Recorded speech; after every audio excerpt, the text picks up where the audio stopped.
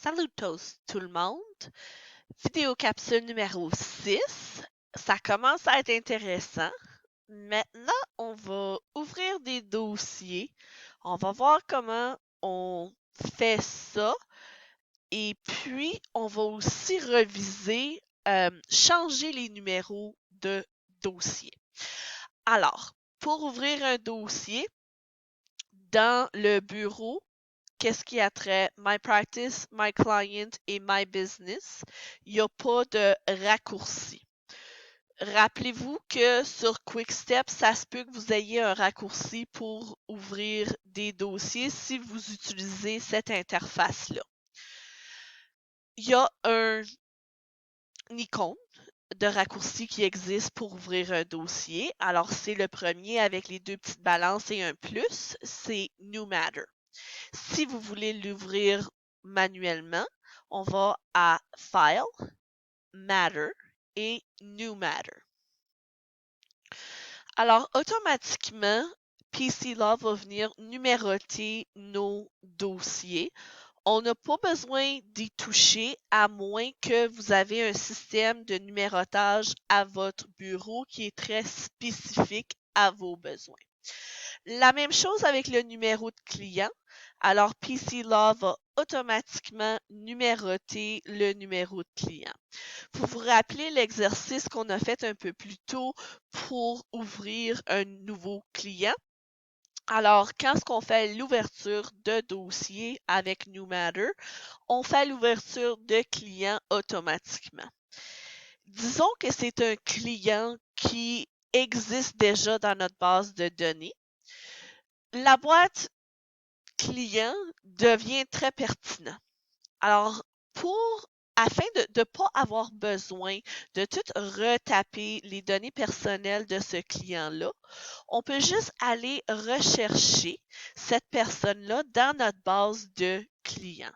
Alors, je vais regarder pour voir si, j'ai des données pour une Isabelle Cyr.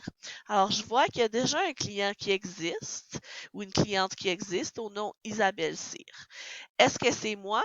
Oui, c'est moi. Alors, je vais cliquer OK. Et puis là, vous voyez le nom d'Isabelle Cyr qui ressort. Évidemment, si j'aurais inscrit l'adresse, numéro de téléphone et ainsi de suite, ça ressortirait la fiche de contact.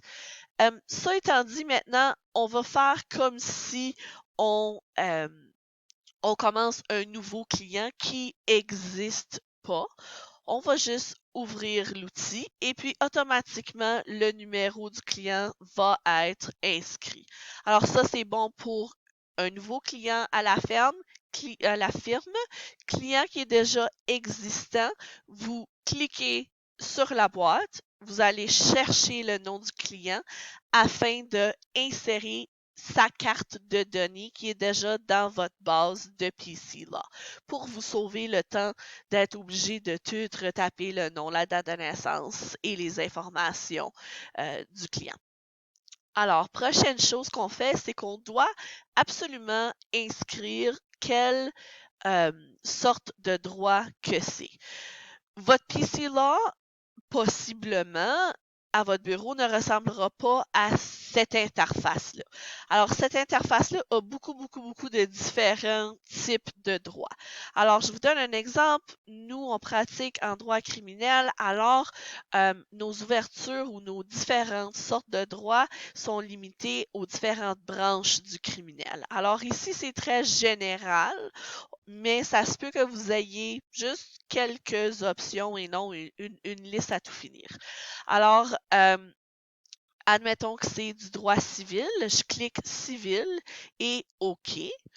Après ça, je dois aussi inscrire quel avocat qui est associé au dossier.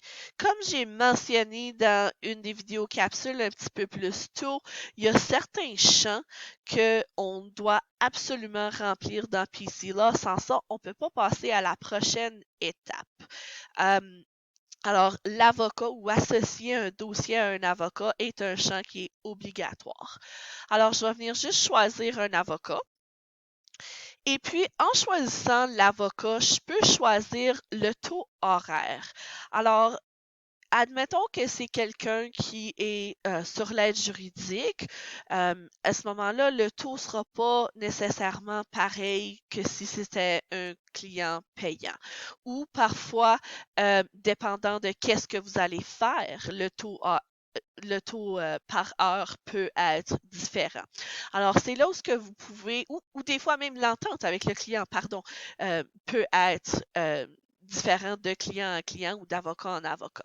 Alors, vous avez l'option de venir choisir la paye de cet avocat-là, combien cet avocat-là va être payé de l'heure. Alors, j'additionne le tout. Ici, dans la description, d'habitude, on met les numéros de cause qui sont associés à ce dossier-là spécifiquement. Alors, ici, ça serait quelque chose de civil. Alors, Martin contre Cyr, et puis je pourrais inscrire le numéro de dossier. Alors, une petite description de c'est quoi. Après ça, je viens inscrire les données de la personne, du client. N'oubliez pas que il n'y a pas de place pour la date de naissance dans PC Law. Alors, ça se peut que vous soyez obligé de créer un champ pour la date de naissance. Oh. Alors, j'inscris les données. Et puis maintenant, je vais peser sur Next. Je vais peser sur Next, mais j'assume que le conflit d'intérêt a déjà été fait pour ce client-là. Si la recherche de conflit d'intérêt n'a pas été complétée, à ce moment-là, je vous invite à cliquer sur conflit afin d'utiliser le nom et le prénom de ce client-là pour faire un conflit d'intérêt automatique. Je vous démontre.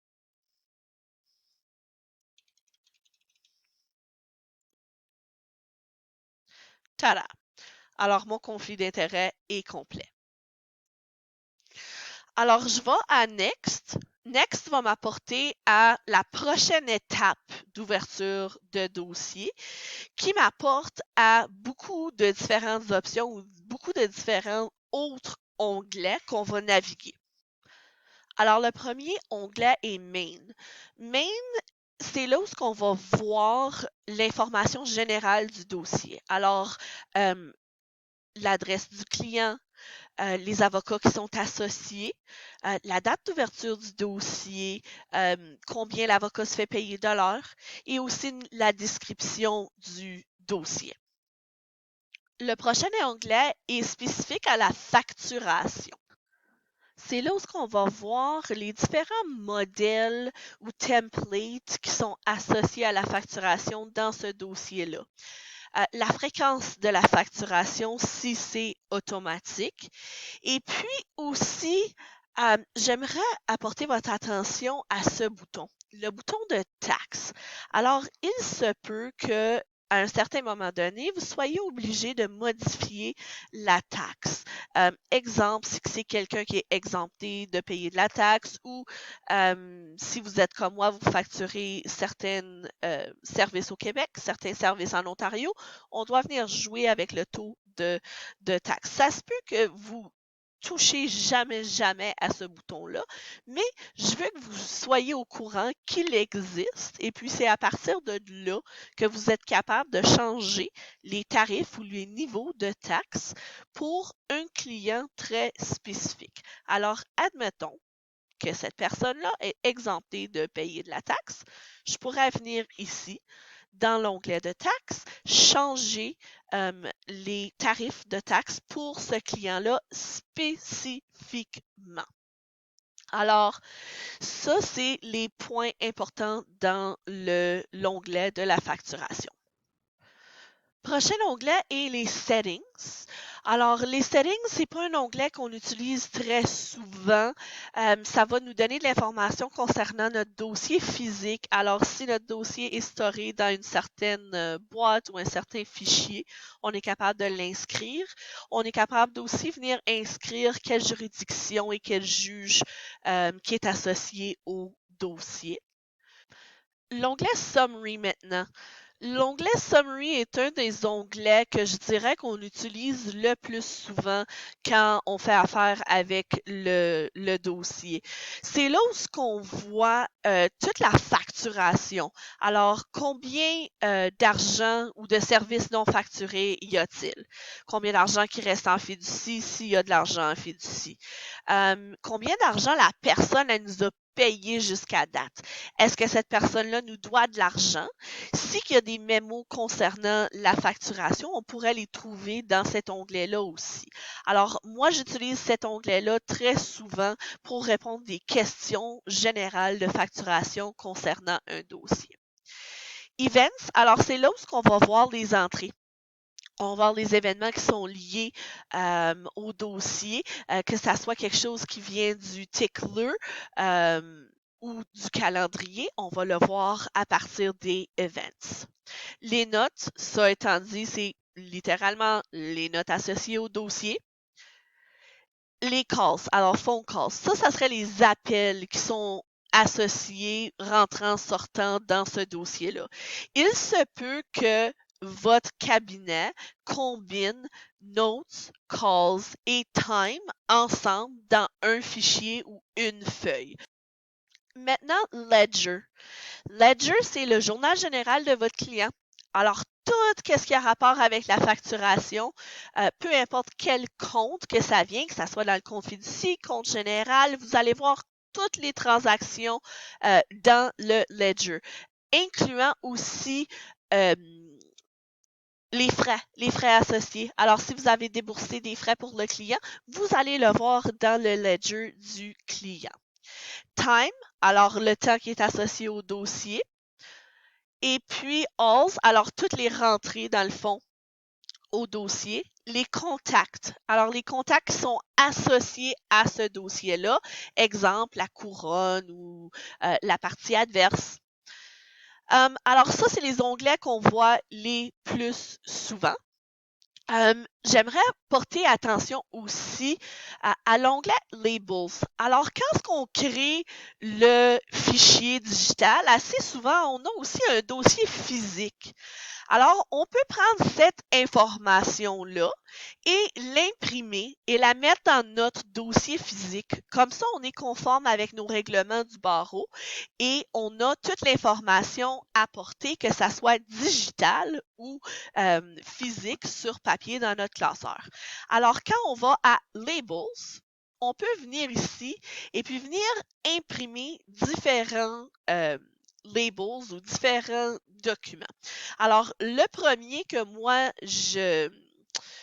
j'imprime, c'est le dossier. Alors, la fiche du dossier, le nom du client, le numéro de téléphone, l'adresse et ainsi de suite. Alors, ça, c'est le première chose que j'imprime pour insérer dans mon dossier physique. La deuxième est le collant d'ouverture. Alors, quand on rouvre le classeur, on veut voir les noms sur les dossiers afin de faciliter le classement et l'organisation. Alors, j'imprime aussi à partir de PC-là l'autocollant pour faire l'ouverture de mon dossier. Alors, vous voyez qu'avec PC-là, on a vraiment l'ensemble de tout. Tout a vraiment été conçu et pensé pour être pratique et nous sauver du temps.